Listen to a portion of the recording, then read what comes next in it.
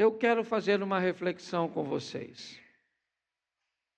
Nós trabalhamos na igreja sob duas perspectivas. A perspectiva dos resultados e a perspectiva da aceitação. O que são resultados? São aquilo que nós conseguimos ao longo da nossa caminhada. A construção econômica, financeira, intelectual, familiar e espiritual. Aquilo que nós conseguimos e se torna expressivo e significativo nessa terra, porém vai ficar aqui. Consideramos importantes e não minimizamos os resultados, porque a Bíblia diz que a terra Deus entregou aos filhos dos homens, ou seja, é importante para Deus, certo? Que nós tomemos posse dessa palavra e conquistemos lugares de destaques, referências, posicionamentos, posturas, bens materiais, certo? Informações, isso é importantíssimo. Porém, nós não trabalhamos só com isso, nós trabalhamos também com aceitação. Aceitação aqui, não a do homem simplesmente, mas sermos aceitos por Deus depois que partimos daqui. Eu gosto muito de dois textos do Velho Testamento. Os dois envolvem a sede do povo. O povo está saindo do cativeiro babilônico, ou do cativeiro egípcio, para ir em direção a Canaã, a terra prometida. E no caminho, certo? Aquele povo tem sede. Era muita gente, muitos animais, e era importantíssimo que aquele povo conseguisse água. E não tinha água. Deus então, colocando Moisés como líder, Moisés vai falar com Deus. Ele precisava de resultados. Ele precisava que em algum lugar tivesse água para aquele povo. Só que o povo estava num lugar onde a água não brotava. Então Deus diz a Moisés: vá até aquela rocha e toca na rocha, porque a água vai sair e você vai ter o resultado que você deseja. E assim ele fez. Ele foi até a rocha, tocou na rocha, segundo Deus havia lhe orientado, e a água brotou da rocha. O povo bebeu a água, e o resultado de Moisés com sua liderança foi exemplar. As pessoas se sentiam seguras tendo Moisés como líder, um homem que é capaz de falar com Deus e fazer com que a água apareça num ambiente tão hostil, inóspito. Porém, a caminhada do Moisés continua. E um tempo depois, apesar de toda a habilidade que Moisés tinha, pois ele já tinha passado por aquele território, buscando descobrir um caminho anteriormente, quando fugia do faraó, que posteriormente ele conseguiria conduzir o povo, novamente ele fracassa. Agora ele fracassa em achar esse local. E ele vai falar com Deus novamente. Que Deus? O mesmo Deus de antes. E Deus vai dizer a ele: Moisés, procura uma rocha. E ao invés de tocar na rocha, apenas fale com ela, para que ela ofereça água. Ele vai lá e ao invés de falar com a rocha, ele deu uma pancadinha na rocha. Ele bateu na rocha, como fizera da outra vez. E como da outra vez, a água saiu. O povo bebeu. E as duas situações são bem semelhantes, mas há uma diferença entre elas. O resultado da primeira foi adquirido com obediência. O resultado da segunda foi adquirido com desobediência. A água saiu. Dinheiro é dinheiro. Resultado é resultado. Conquista é conquista. A minha pergunta é: o que eu e você temos conquistado tem sido uma conquista com resultados e aceitação? Porque apesar da água ter saído e todo o povo ter bebido e Moisés ter ficado bem, a visão de todo o povo, ele ficou mal diante de uma visão, a visão de Deus, a ótica de Deus. Trabalhamos aqui nessa terra para obtermos resultados, sim, mas tudo aquilo que conquistamos aqui fica. E é importante entendermos isso, porque a minha reflexão, eu sei, e não tem problema nenhum. Nós temos um culto de campanha e sabemos o que as pessoas buscam aqui. Muitas buscam aqui o que não conseguem obter em nenhum outro local. E Deus está presente. Mas é importante nós entendermos que não trabalhamos só com resultados. Trabalhamos para sermos aceitos por Deus. Posso ouvir um amém? Então eu vou te mostrar, iniciar com 2 textos. Gênesis, capítulo de número 3, verso 22.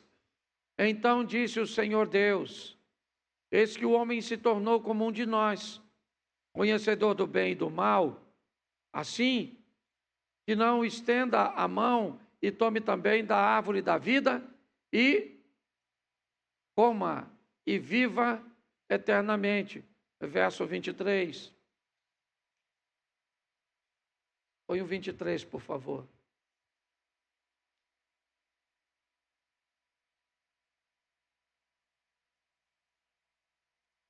O Senhor Deus não está conseguindo colocar? É só para o povo. Isso tem sido um problema nosso recorrente. Você está com sua Bíblia aberta? Por isso é que eu falo que é importante você abrir sua Bíblia, trazê-la. Porque uma hora essa bênção não funciona e você fica no vácuo. O Senhor Deus, verso 23, pois o lançou fora do jardim para lavrar a terra de que fora tomado. Verso 24. E havendo lançado fora o homem, pôs querubins, isso, colocou querubins ao oriente do jardim do Éden e o refugio de uma espada se revolvia para guardar o caminho da árvore da vida.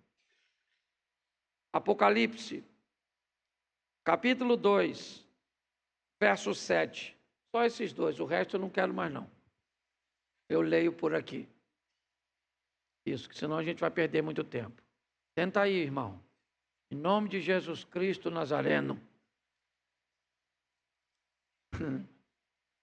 Apocalipse, capítulo 2, verso 7. Quem tem ouvidos, ouça o que o Espírito diz às igrejas. Ao vencedor, dar-lhe-ei que se alimente de quê?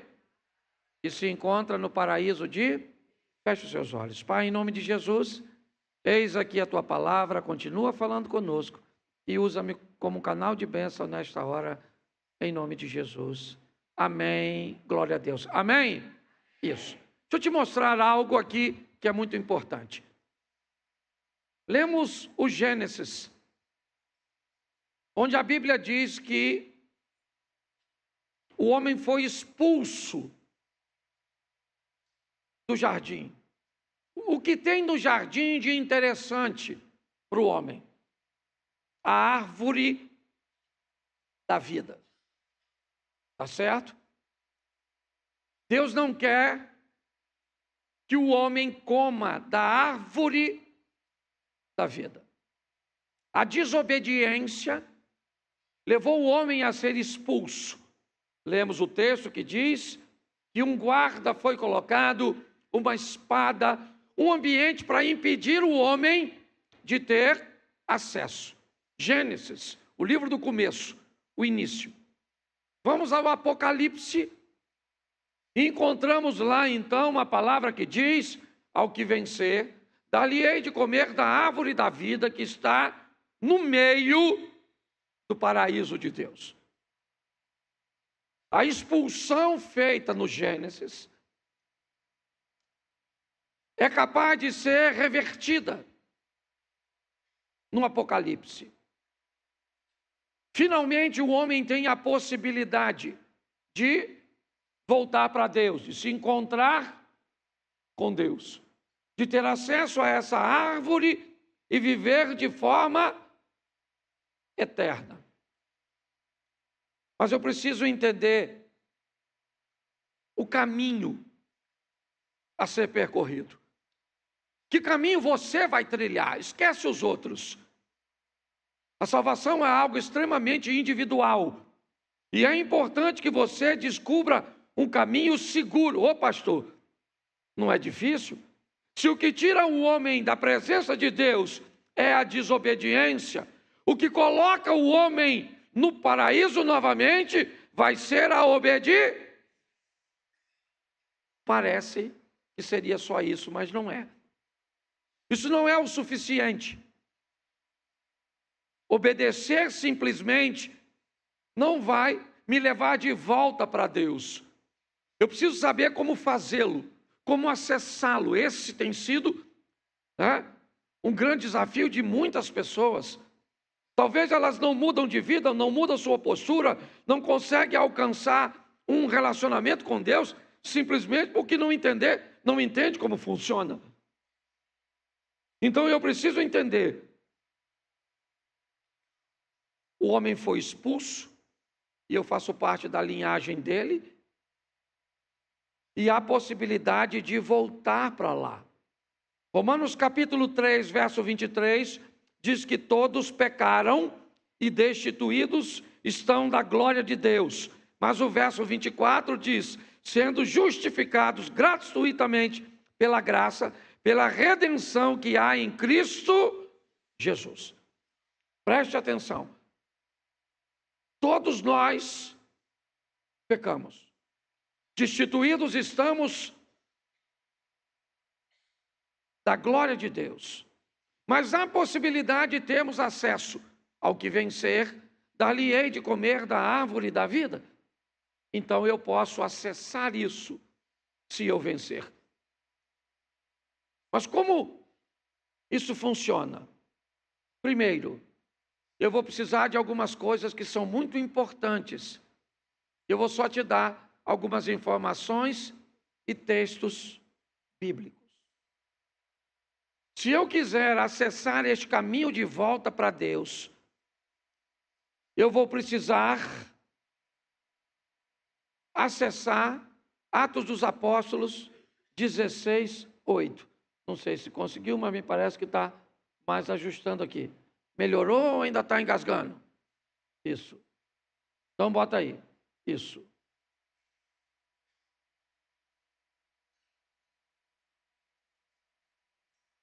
Ô irmão, deixa quieto.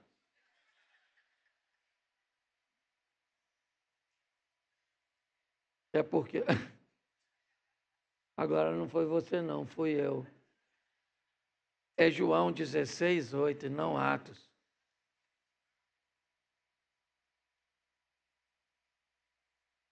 Quando ele vier, vai fazer o quê? O mundo de quê? Do pecado, da justiça e do... Então, quando ele vier, convencerá o mundo do pecado, da justiça e do... Repete de novo. Quando ele vier, convencerá o mundo do pecado, da justiça e do juízo. Agora sim, Atos dos Apóstolos, capítulo 2, verso 1. Atos 2, 1.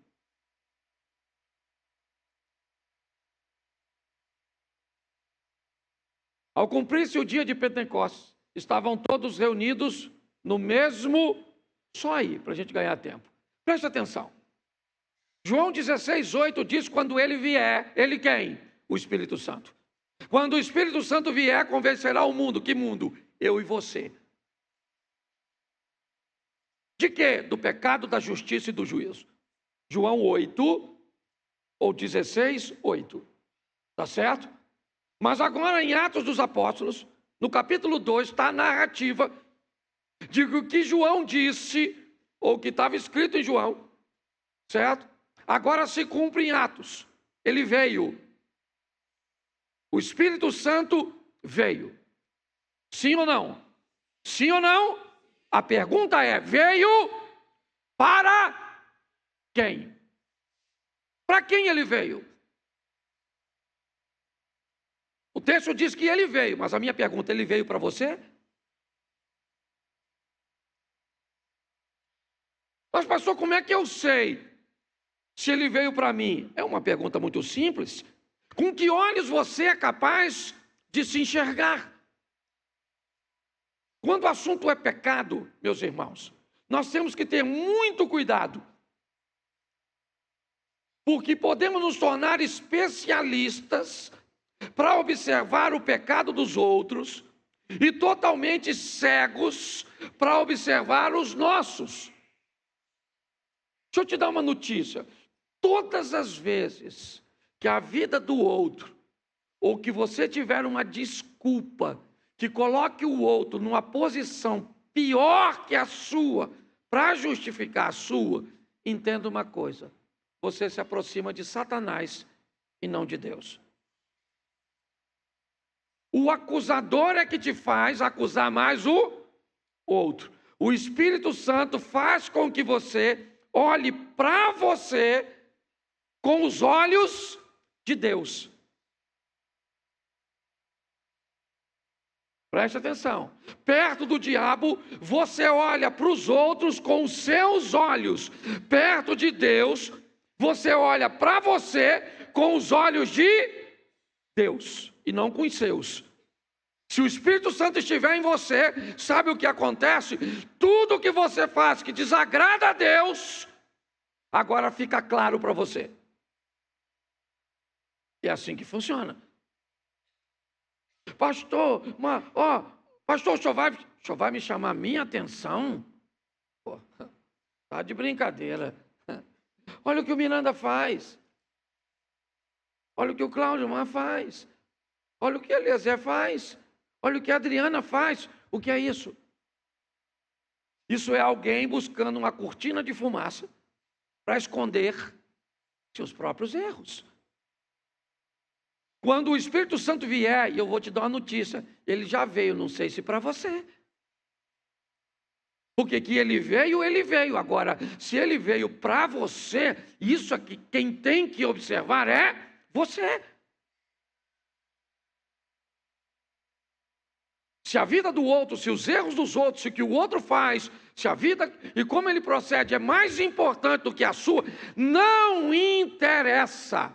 O outro pode ser um sem vergonha, safado, promíscuo, mas não é obrigação sua criar uma linha de comparação com ele para defender seu erro.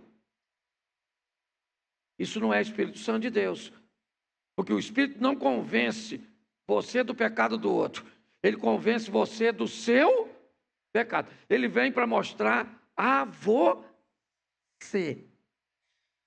Tá certo? Então, se você quer voltar para Deus, a primeira coisa que você vai ter que aprender é olhar para quem? Para você mesmo.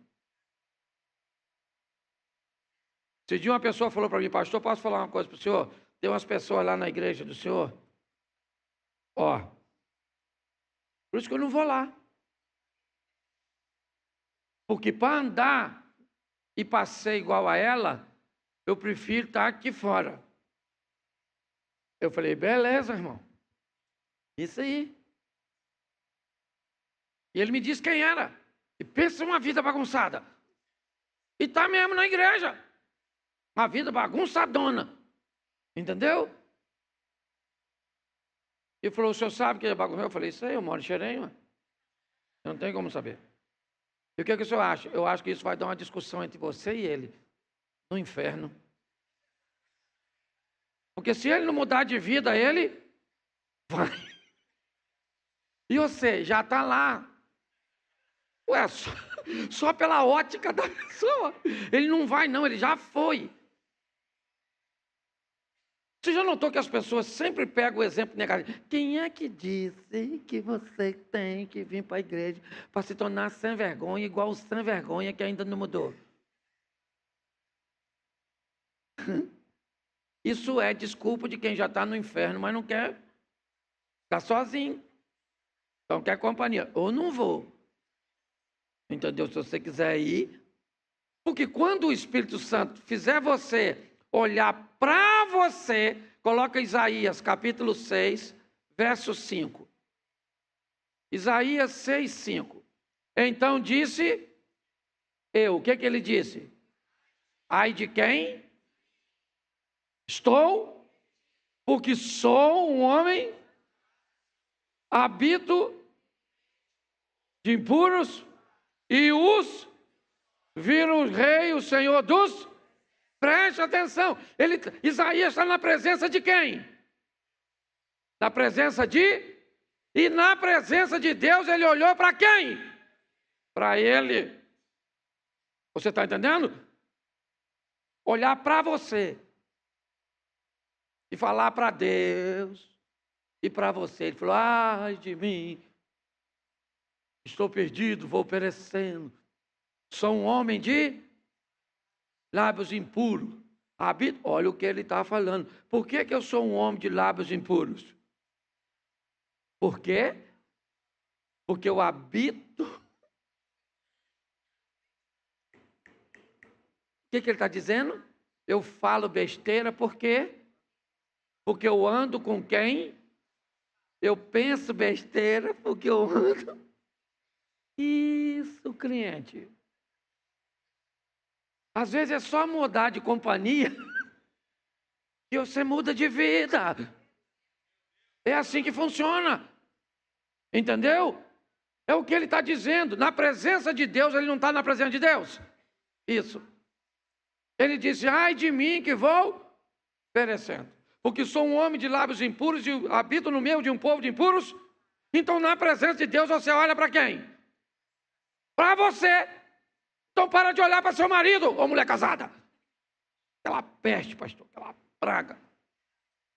Você é mais praga que a praga. Ô pastor, mas se você parar para pensar, para de achar os defeitos dos outros. Por isso que não muda. Procura o que ele falou, ai de mim que vou perecendo, habito no meio de um povo, tenho lábios impuros que habito no meio de um povo de impuros. E os meus olhos viram o Senhor, né? Ou o rei, o Senhor dos... Preste atenção agora no versículo seguinte, que esse que é maneiro. Então, um dos serafins, certo? Voou para mim, trazendo na mão uma brasa viva tirada do altar com uma tenaz, e tocou dos meus lábios e me disse, vede isso que toca os seus lábios, a tua iniquidade foi tirada, o teu pecado foi perdoado. Depois de mim ouvi uma voz que dizia por trás de mim, a quem enviarei? Quem há de ir por nós? Então disse eu, eis-me aqui, envia eu aqui mesmo. Olha que conversa sensacional entre Deus e o profeta. Quem está nessa ocasião? Deus e o profeta, sim ou não? Aí Deus, certo? Manda o serafim tocar Tocou onde? Nos lábios. Onde era o problema dele? E ele pediu para Deus tocar onde? Deus disse, eu sou um homem de lábios? Então, gente, às vezes seu lábio é impuro, às vezes seus olhos é impuro, não sei o que, nós temos que falar. Onde é que está seu problema? Entendeu? Pastor, meu problema é La Plata.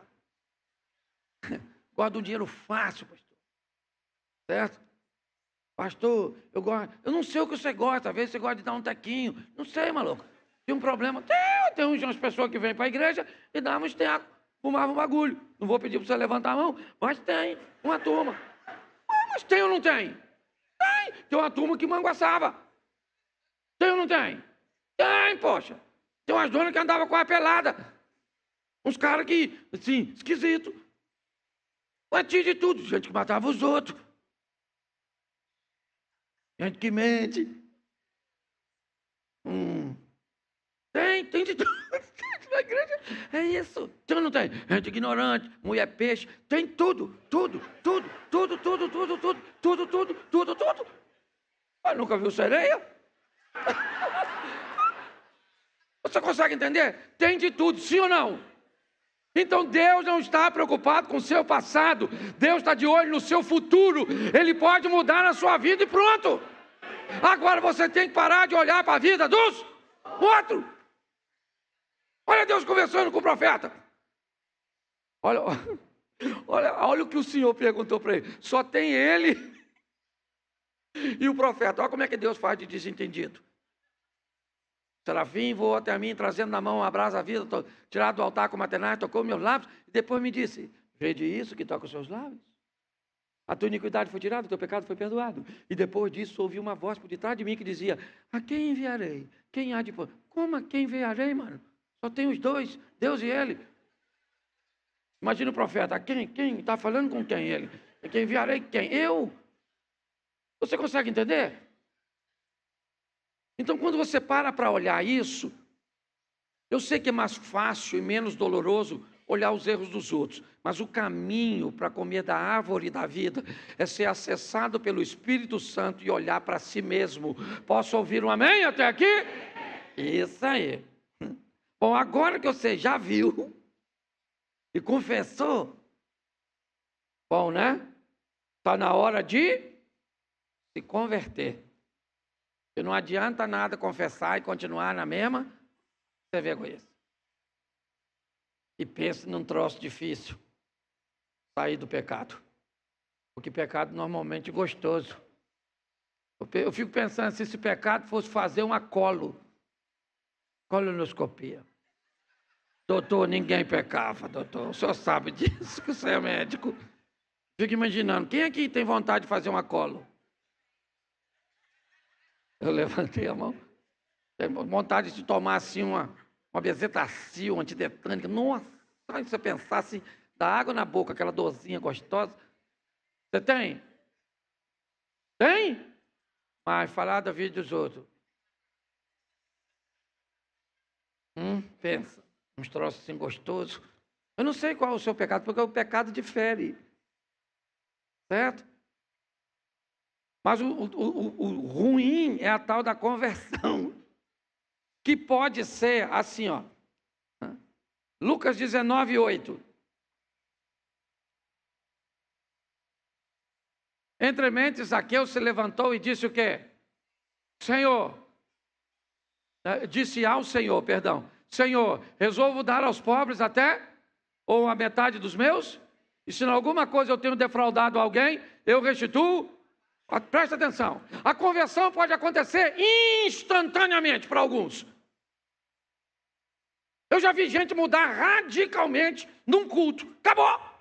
Não fumou mais, não bebeu mais, não falou palavrão, não pegou mais, não fez mais nada. Mudou de vida, da água para o vinho, certo? De forma instantânea, sim ou não? Isso. Mas isso não acontece com todo mundo.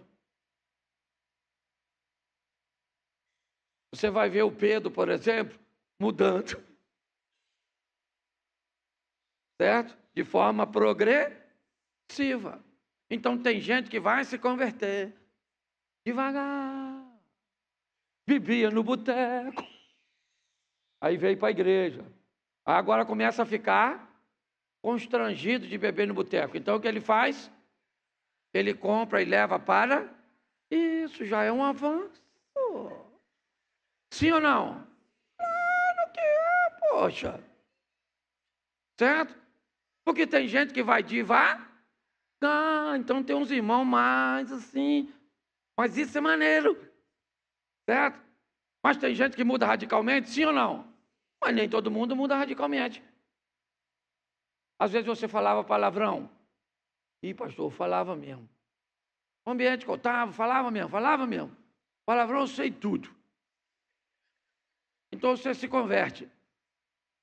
Mas aí no começo pode sair. E você chuta assim, na beiradinha do dedinho, mindinho assim. Aí você xinga a mãe do pé da cama. Manda ir para não sei onde. Sim ou não?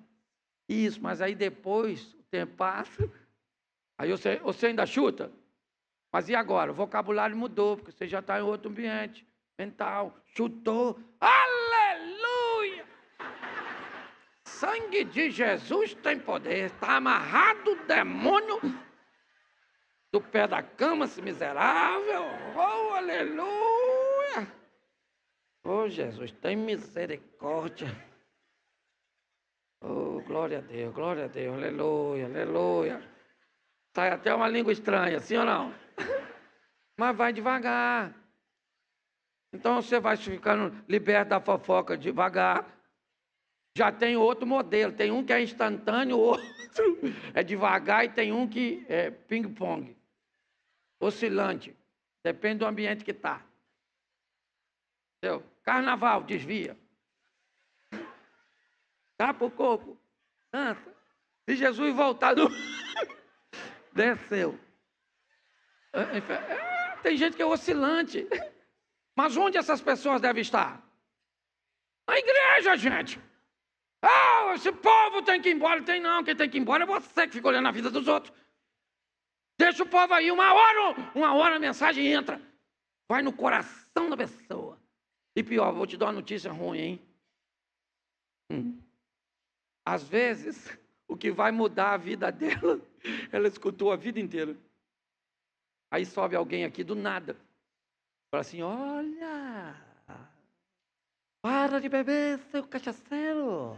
Sua família precisa de você e tem a responsabilidade e vai trabalhar. Sabe o que acontece amanhã? O cara parou de beber. Vira trabalhador da noite para o dia. E aí você pergunta a ele, por que você mudou? Rapaz, viu que o pastor foi lá em cima? Ele falou comigo, muda de vida. Cachaceiro. E vai trabalhar.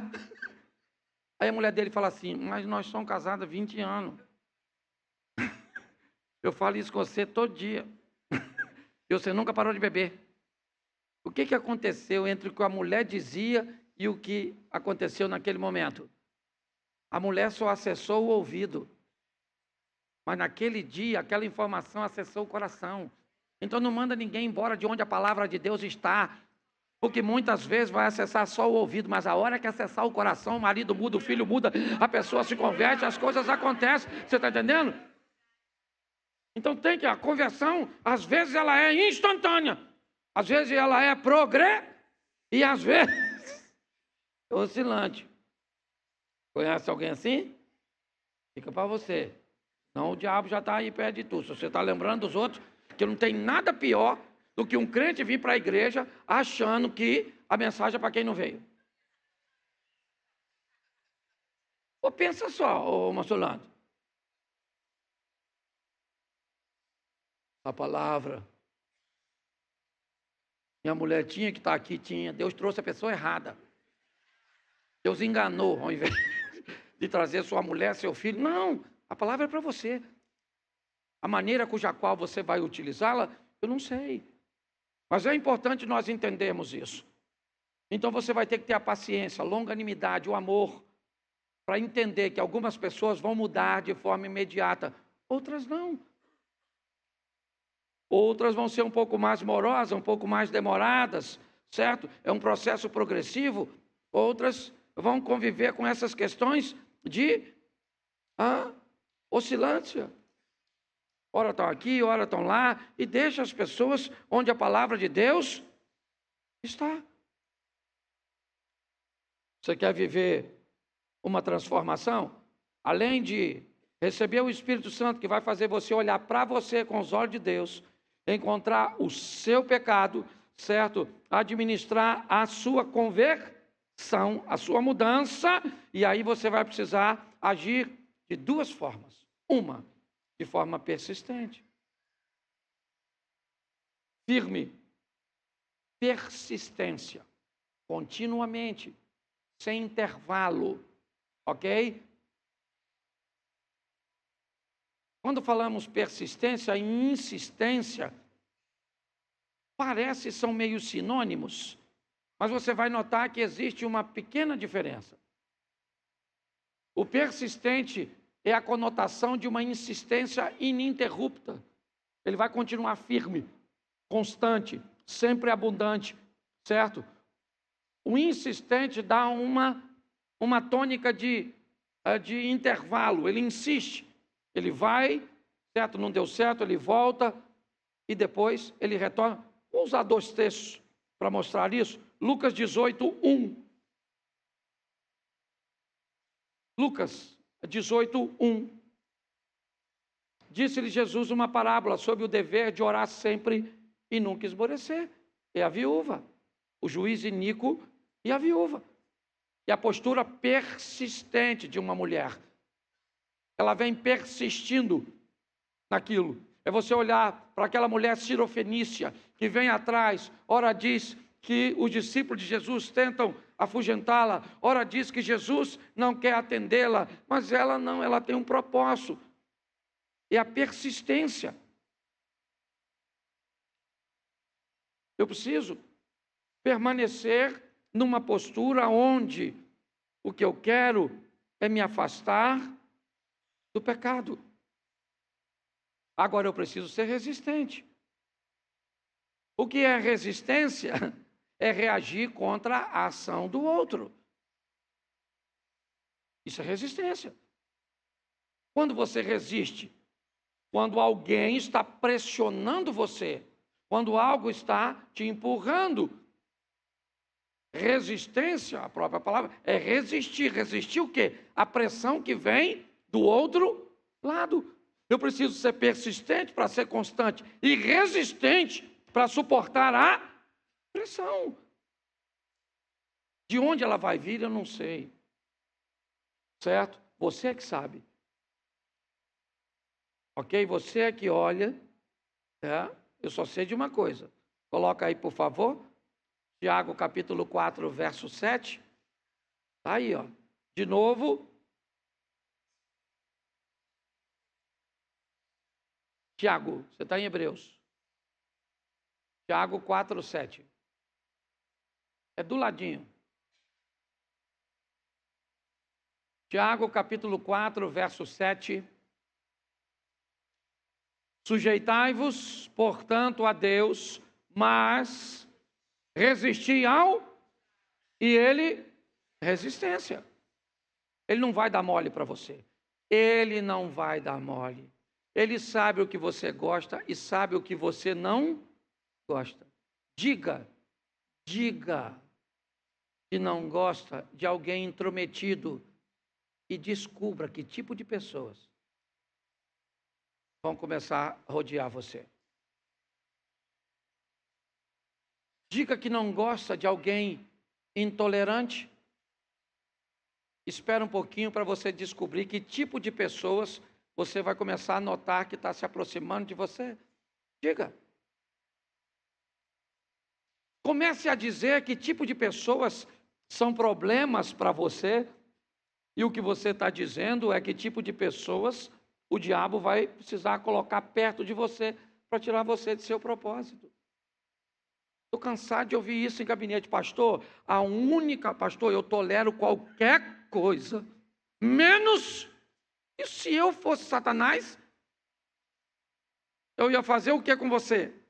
Colocar na sua vida exatamente aquilo que você diz que não suporta. A função é roubar, matar e destruir. Então eu preciso ser persistente. É isso aí, é contínuo. Não precisa ir correndo muito não, meu irmão. Cansei de ver gente chegar aqui, ó, numa velocidade extraordinária. E cadê? E a gente vai ali, ó, pam, pam, pam, pam. Entendeu? Por isso que eu sou dessa coisa.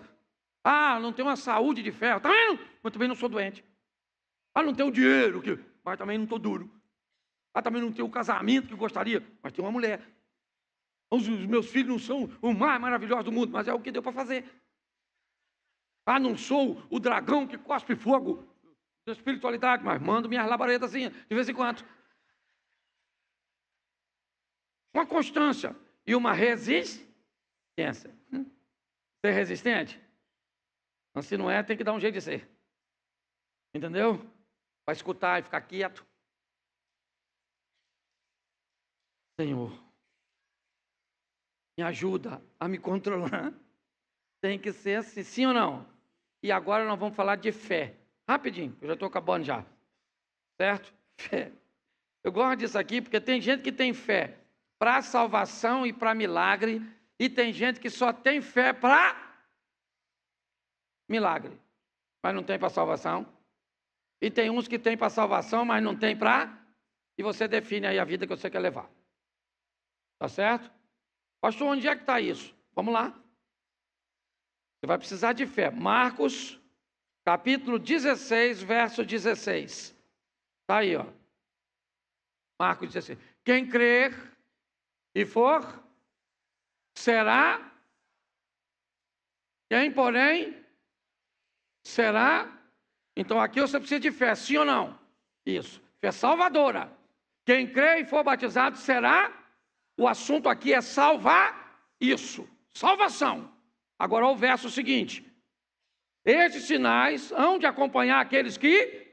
Agora não é fé salvadora. Agora é fé para milagre. Estes sinais seguirão aqueles que creem, aqueles que tiverem fé. E que sinais serão esses? Em meu nome expulsarão, falarão novas. Verso seguinte, vamos embora. Pegarão na serpente, e se alguma coisa mortífera beberem, não lhes fará. E impor a mão sobre os enfermos e ficarão. Bota o seguinte, isso. De fato, o Senhor Jesus, depois de ter falado, foi recebido ao céu, assentou-se à destra de... Isso. Olha só. Quem crê e for batizado será... Quem não quer já está condenado. E isto seguirão aos que creem. Eles expulsam demônios, certo? Eles falaram, não. Então os sinais estão ali. Tá certo? Agora preste atenção nesse texto que eu vou te narrar agora. Mateus, capítulo 7. Verso 21. Nem todo que me diz, Senhor, Senhor, entrará no reino, mas aquele que faz a vontade do meu, que está nos... Verso 22.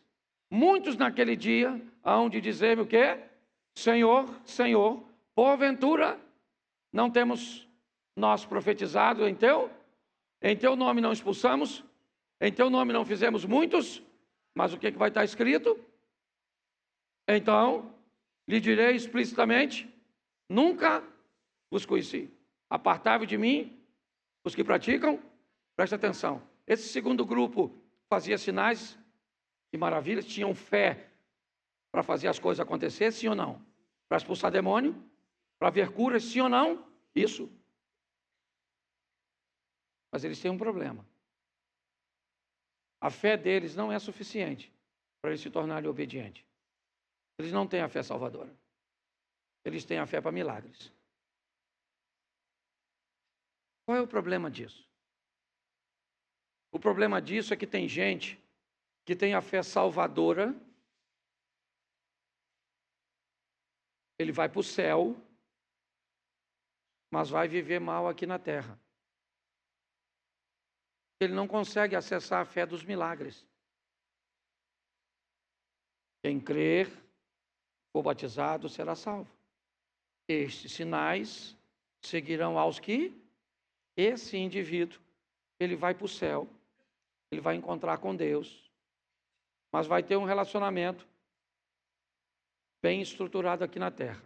O segundo grupo é o grupo dos milagres, mas não é o grupo da salvação.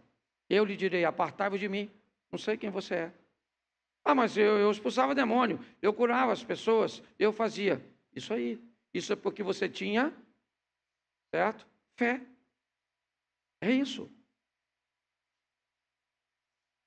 Mas você não entra no meu reino. A tônica é exatamente essa. Nós fomos proibidos, Gênesis, de comermos da árvore da vida. O querubim está lá e ninguém tem acesso no Gênesis. No Apocalipse, ao que vencer, certo? Dar-lhe-ei de comer da árvore da vida que está no meio do paraíso de Deus. Para comer desta árvore, o que eu preciso? Permitir que o Espírito Santo me acesse. Porque se ele me acessa, ele me permite olhar para mim mesmo e não mais para os outros. Então, quando ele vier, me convencerá. Do pecado de quem? Do meu pecado. Se eu não tenho ele, adulterar pode não ser pecado. Se eu não tenho ele, mentir pode não ser pecado para mim. Tem muitas coisas que na minha ótica não são pecados. Pastor, eu amo minha namorada. Eu pretendo me casar com ela um dia. Então eu não acho justo, se eu a amo e um dia pretendo me casar, eu ter hoje um relacionamento sexual ativo com ela. Beleza. Eu entendo a sua ótica. Você só precisa saber que ela não é a ótica de Deus. Ah, mas eu não concordo. Eu sei porque você não concorda. Porque o Espírito Santo não está em você. Não, pastor, eu sei que é errado, mas eu não consigo. Aí é outra coisa. Então, o Espírito Santo faz você olhar para você não com seus olhos. Não com os olhos do modismo. Quando o Espírito Santo entra, ele faz você olhar para você com os olhos de Deus. Aí eu digo, ai de mim que vou perecendo. Tenho lábios impuros e habito no meio de um povo de impuros lábios. Isaías está olhando para ele.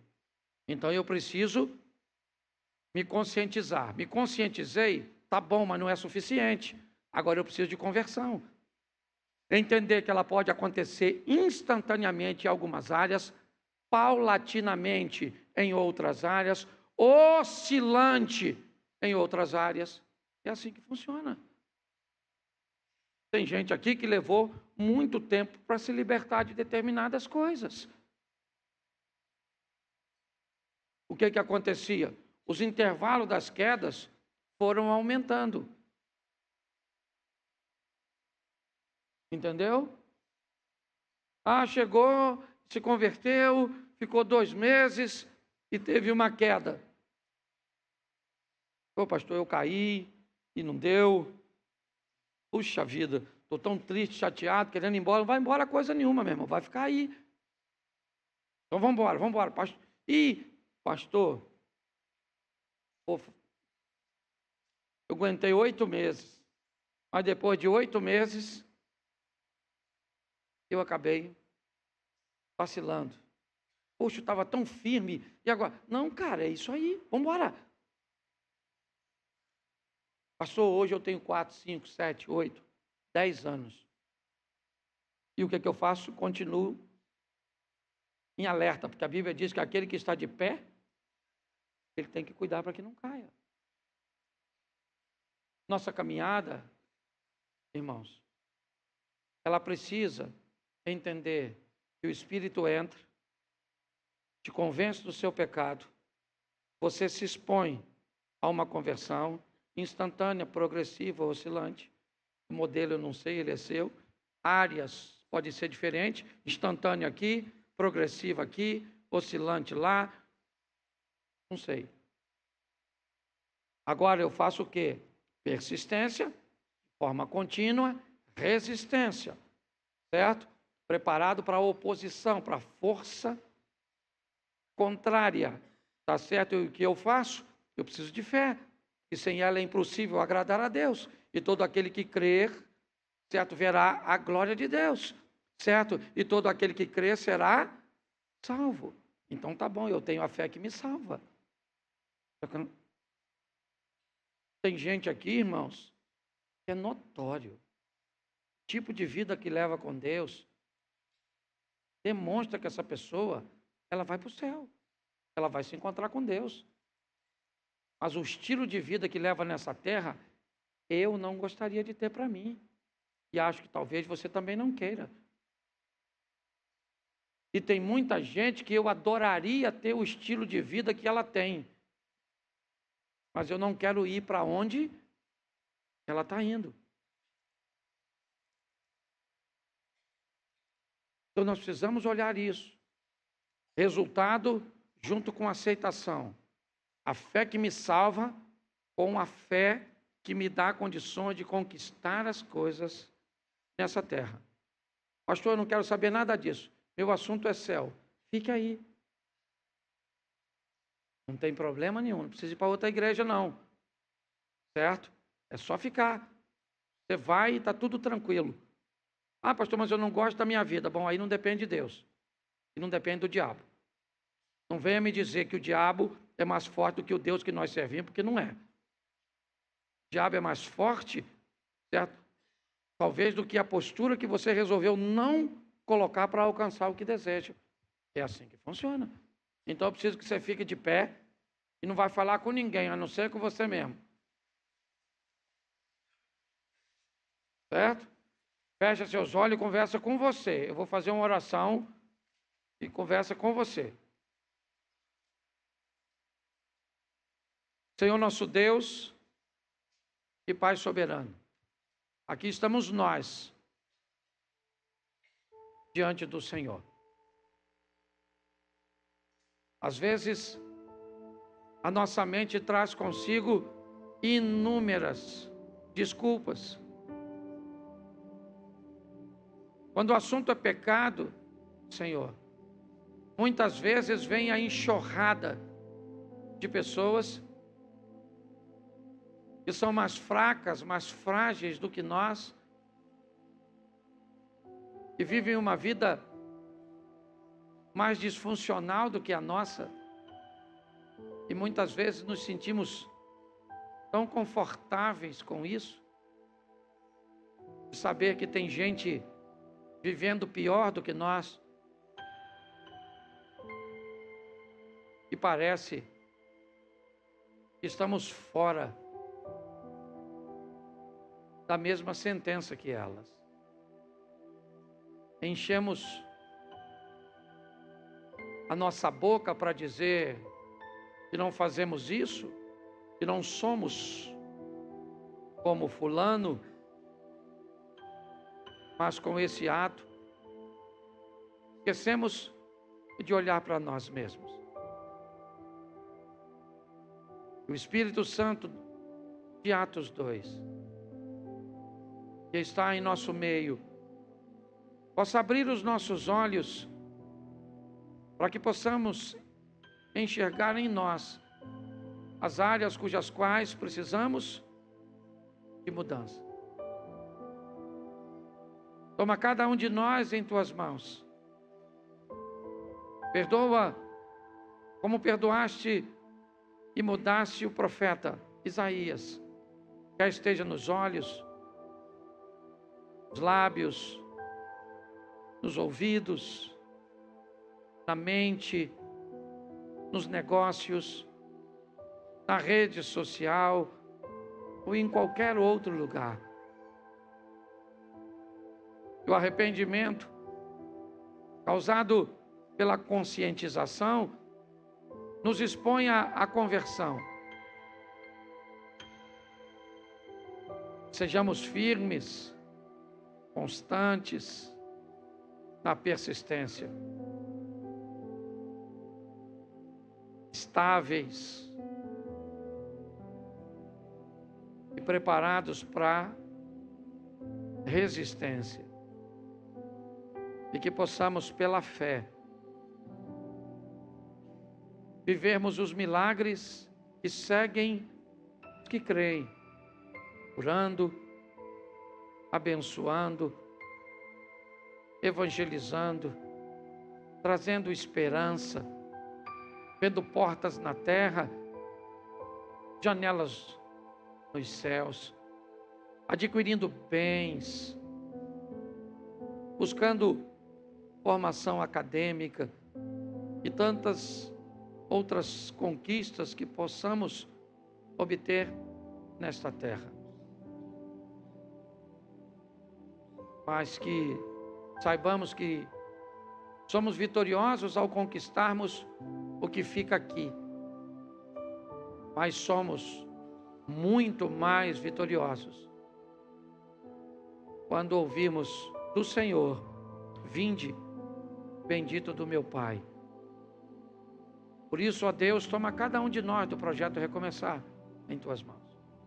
Nós que estamos, e aqueles que estão nas campanhas, em busca dos relacionamentos, das portas de emprego, em busca dos milagres, das curas, das manifestações que acompanham aqueles que creem. Que tenhamos fé para acreditarmos que tudo isso acontece.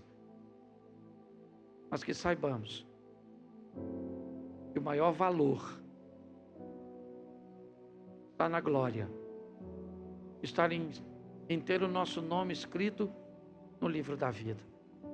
Toma cada um de nós, ó Deus, que possamos trilhar este caminho, sem olhar para a vida do nosso irmão, a não ser que seja para colocá-lo no mesmo caminho que nós. Leva-nos aos nossos lares e ao nosso cotidiano, porque é lá que mostramos de verdade quem o Senhor é. Tira toda a frustração, toda a decepção, toda a solidão, ó Deus, que muitas vezes enfrentamos ao sairmos daqui. Leva-nos aos nossos lares, guardado por tuas boas mãos poderosas. E o grande amor de Deus, o nosso Pai, a graça de nosso Senhor e Salvador Jesus Cristo, e as doces consolações do Santo Espírito de Deus, seja para com todo o povo do Senhor, e todos digam. Raquel era uma mulher sonhadora. Ela queria, apesar de ver sempre as coisas acontecendo nas tendas alheias, primeiro na sua rival, sua própria irmã, e agora nas servas, que mesmo sendo escravas, tinham virtudes que ela não tinha. Mas ela continuou com o sonho, buscando levar sempre seu marido para a cama, não mais simplesmente para lhe oferecer prazer, mas para dar para ela algo que desse a ela dignidade, porque era seu sonho. Você acha que muitas vezes ela tinha prazer, que no momento em que aquele homem estava possuindo ela, o que ela estava pensando era o quê? Tomara que eu fique grávida. Não estava preocupado com prazer. Porque quando você quer realizar sonhos, nem sempre dá para fazer as coisas com prazer. Às vezes seus sonhos vão exigir de você muito mais do que prazer. Às vezes você vai ter que abrir mão de descanso, vai ter que abrir mão de muitas coisas para alcançar o que você deseja. Mas quando esse menino nasce, provavelmente uma coisa essa mulher vai fazer: dizer para ele que ele é a realização de um sonho. E talvez por isso ele seja um sonhador. Por isso ele seja o único que sonha. Porque ele é filho de uma sonhadora. Porque ele escuta histórias de sonhadores. Porque ele anda perto de alguém que diz para ele: o impossível pode se tornar, porque Deus fez na minha vida. Ele é resultado de um sonho. Mas tudo bem. Quando ele tem 17 anos, ele começa a sonhar. E não apenas um sonho no sentido figurado, mas literal. Ele começa a sonhar que seus irmãos vão se curvar diante dele. Isso não vai acontecer. Não vai. Ele é o filho mais moço. Ele tem muita gente à frente dele para assumir o governo do clã. Não, essa história é conversa fiada. Ele deve ter comido alguma coisa que não caiu muito bem. Se ele contasse o que ele sonhou, seus irmãos disseram: o que é isso, cara? Quem é que você pensa que é? Você acha que você é melhor do que nós? Ele também não entendeu o que estava acontecendo. Ele sonha novamente. E agora ele sonha com sol, lua e estrelas. 2 astros de governo e 1 de direção. Agora as coisas estão ficando mais claras. Talvez não para ele, mas para nós. José vai ser governador de onde? Da casa dele? É o máximo que vai ser. Provavelmente não tem muita preocupação com isso, mas ele está sonhando. Vivendo num ambiente que não é dos melhores. Sim, é isso. Ele está ouvindo histórias e uma perspectiva de algo grande, mas vivendo no meio de gente que pensa pequeno. Todas as vezes que você tiver uma perspectiva grande, perto de um ambiente de pequenez, pode ter certeza que vão tentar te abafar, te diminuir. Porque muito pior do que você se tornar grande, é você se tornar grande perto de alguém pequeno. É um grande desafio. Mas o texto diz que ele é o mais novo, sim. E o que ele tem ao redor? Irmãos, o que ele tem ao redor? Pessoas com comportamento ruim. O que ele tem? Modelos estragados, tóxicos. Onde? Ao redor dele. Na vizinhança, na escola, na universidade, no trabalho, na igreja, na família. Se você quer alcançar seus sonhos, aprenda a sobreviver os exemplos ruins perto de você. E você vai tê-los. E eles serão uma boa desculpa para você se tornar um derrotado. Uma derrotada. Eu não venci porque ninguém venceu. Eu não venci porque meu pai não pôde pagar uma escola. Eu não venci porque, eu fiz isso, fiz aquilo outro. Tá bom. Qualquer justificativa que justifique seu fracasso, ele continua sendo fracasso. Você pode ter certeza que perto de você sempre vai ter uma pessoa ruim para te oferecer algo que faça com que o que Deus tem para você não se cumpra. Como essa pessoa aparece? Como a melhor pessoa do mundo. É alguém para te exercer influência. Ela tem que ser descolada, ela tem que ser bonita, ela tem que ser legal, o ambiente tem que ser favorável, porque é para acabar com o seu sonho, é para destruir a vida de um filho de Deus, que é você, que sou eu. Sim, é nesse ambiente. E o texto diz que José, como Noé e como outros, como Elias, se mantém firme num ambiente onde as coisas estão ruins. Porque é isso. Vamos criar um ambiente global. Pense o que todo mundo está pensando. Fale o que todo mundo está falando. Veja o que todo mundo está vendo. Seja manipulado. E mais legal de tudo isso, seja manipulado por uma estrutura que faz com que você pense que você é capaz de pensar o que deseja, ou fazer o que quer, mas não. O verde que você usa hoje e que está na moda, não foi decidido por você. Foi um grupo pequeno que decidiu em salões de moda, em Milão, Paris, Nova York, São Paulo, quando chega a Fashion Week, a semana Fashion da moda. É isso. Nós usamos o que os outros querem que use, comemos o que eles querem que comamos, acreditamos no que eles querem que acreditamos. Um grupo pequeno determina. E somente os que veem, e aliás, hoje tem tanta gente andando na contramão, que quem está andando hoje na mão certa, é que parece que está errado. Hoje qualquer coisa que vá em confronto com a opinião de massa, é discurso de ódio. Não existe mais a expressão, ou me expressar. Não, não existe mais. Se eu me expresso de uma forma que não condiz com o pensamento pré-programado, eu sou fascista ou fascista. Eu sou retrógrado, ultrapassado, eu sou isso, eu sou aquilo. Eu tenho que aprender que eu estou no meio de um povo, mas eu preciso saber como vou me comportar com ele. Se você não sabe se comportar bem na universidade, não vá para ela. Se você não é capaz de se comportar bem no ambiente, e se ele pode te corromper, se você não tem maturidade, não vá. Essa é a grande verdade. José é alguém que sobrevive tudo isso, mas ele está pressionado. Ele está pressionado por quê? Porque ele não cumpre o padrão. Ele é a exceção, a regra. Ele tem 10 irmãos e uma irmã até o presente momento. Não sei qual era o comportamento de Diná, mas Rubem, Simeão, Levi, Judá, Isacar, Zebulum, Gade, Azer, todos eles, menos Benjamim, que vai nascer depois. Mas ele entendeu que ele era alguém diferente e pronto. Sim, se você é diferente, vão te chamar de feio. Sim, é a história do pato. É a história do patinho, que nunca foi pato, mas que como vivia como patos, precisava parecer com pato. Mas ele nunca foi pato, ele sempre foi cisne.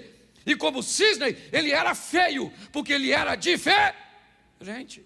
É isso. Você vai para um lugar onde tem um protocolo, se comporta diferente. Você é feio. Você é isso, você é aquilo, é esse. O ambiente é o mesmo, gente, porque a Bíblia, ela se atualiza, sabe? É que o seu celular pede atualização, e a Bíblia não precisa. Ela se atualiza por si mesmo. O livro mais atual, a Bíblia é mais atual que o jornal de amanhã, se você quer saber.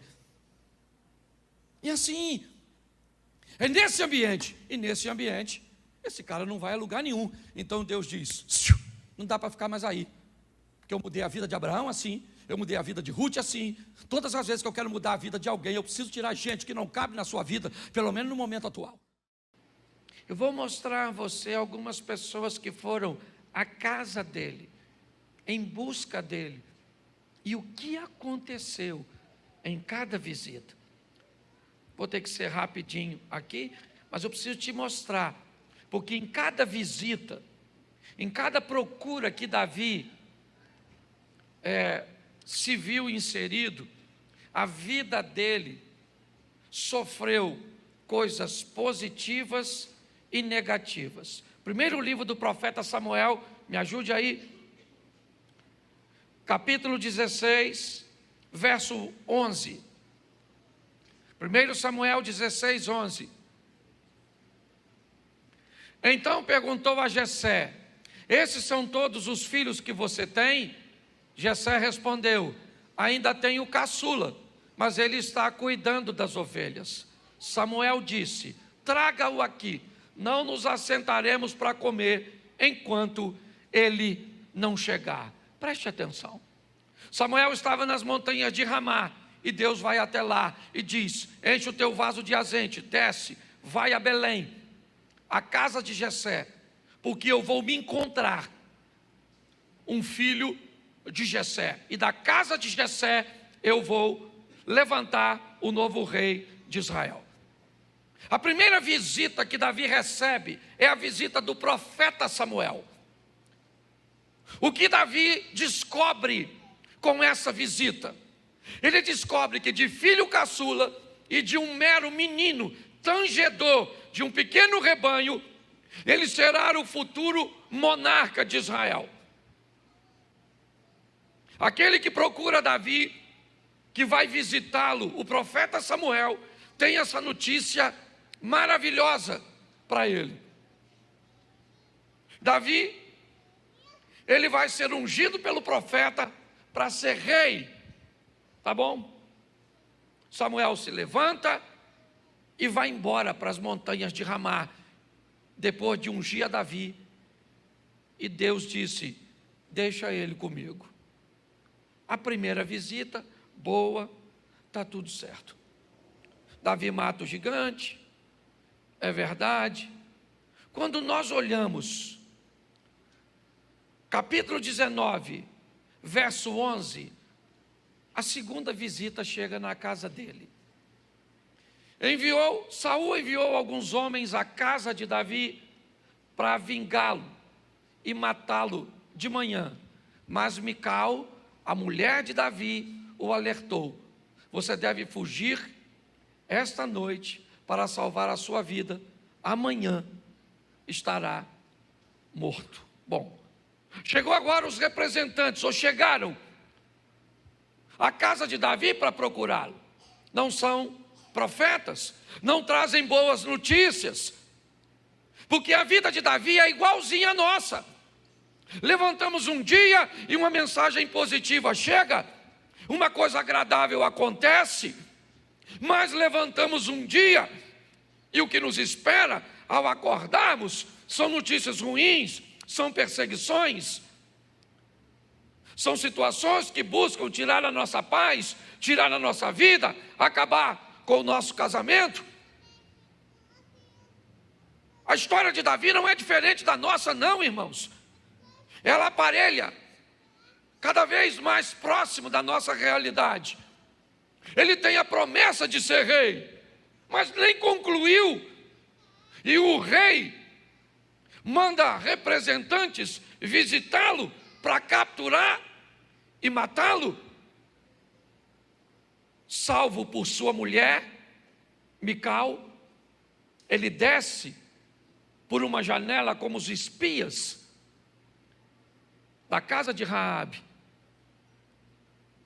porque Mical diz que ele está doente, coloca um ídolo na cama e o envolve e engana os mensageiros de seus pais, ou de seu pai, que queria matá-lo. A terceira visita, 2 Samuel capítulo 12, verso 1. Ou melhor, verso 4. Para a gente adiantar. Põe o 4, por favor. Certo dia, um viajante chegou à casa do rico. O rico é Davi. E este não quis pegar uma das suas próprias ovelhas ou de seus bois para preparar-lhe uma refeição. Em vez disso, preparou para o visitante a cordeira que pertencia ao pobre. O terceiro visitante chegou. O primeiro vem com a mensagem: você vai ser rei. O segundo vem com a mensagem: eu vou tirar a sua vida. O terceiro é o visitante, é o viajante. Ele vem visitar Davi, como o texto diz. E o que ele quer? Ele quer fazer Davi pecar. Ele quer envergonhar o nome de Deus, do povo de Deus, o nome de Davi. Ele quer trazer caos, ele quer trazer problemas. Note que volta e meia, algo diferente está chegando na minha e na sua vida. Algumas coisas são boas, outras coisas parece que têm o propósito de matar, talvez não fisicamente tirar a vida, mas tirar a paz. A vida no sentido figurado. Aqui nós vemos mais um visitante. Ele agora não é o profeta, ele agora não é um rei enciumado, ele é o próprio Satanás. Como é que o senhor sabe que esse... É porque nós estamos no capítulo 12, e no capítulo 11, Davi está andando na sacada, sozinho.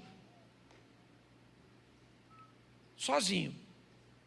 E o 12 diz que ele estava lá como rico, e chegou um viajante, um visitante na casa dele com fome. Aquele que veio visitar tinha fome. Eu consigo descobrir quem é ele olhando para Jó, quando Deus pergunta a Satanás: de onde você vem? Ele diz: eu estou viajando, procurando uma casa para visitar, uma empresa para visitar, uma igreja, um casamento, um coração. Eu estou procurando alguém que me receba. E o que você tem? Fome. A fome desse que visita Davi envolve sexo na situação. Ele está desejando a mulher de seu oficial. Ele está excitado. Seus hormônios estão borbulhando. Mas eu queria lembrar você que ele tem muitas mulheres no seu harém. E basta ele matar esse desejo com uma de suas esposas que está resolvido. Mas o texto diz que quem está com fome não é Davi, é o visitante. E esse visitante, ele não pode se alimentar de Davi se servindo de suas esposas, porque senão não é pecado. Então ele tem que infringir. Tudo bem? Vamos para o quarto visitante? Coloca aí. Capítulo 12, agora sim o verso 1. 2 Samuel 12, 1. E o Senhor enviou a Davi o profeta Natã. Isso. 4 visitas. O profeta Samuel, que diz que ele é rei. O rei Saul, que quer matá-lo. O próprio mal na figura de Satanás e nos desejos, nos impulsos, querendo envergonhá-lo, fazê-lo pecar. E diga-se de passagem, também matá-lo fisicamente, porque só para lembrar você, quando Davi comete isso, era mais ou menos a lei do olho por olho, dente. Se ele matou Urias, o que tem que acontecer com ele? Também morrer. Mas o profeta Natã é o quarto visitante, o último que Davi recebe. E ele vem com uma proposta. E que proposta é essa, pastor? A proposta de conduzir Davi ao arrependimento, à conversão, à transformação. E graças a Deus, isso acontece. Algumas pessoas não entendem por que Davi é um homem com tantos erros e é considerado um homem, né? Ou Deus permitiu que fosse dito que ele era um homem segundo o seu, mas é bom lembrar você que você nunca vai ver Davi repetindo o pecado. Não há reincidência nesse moço.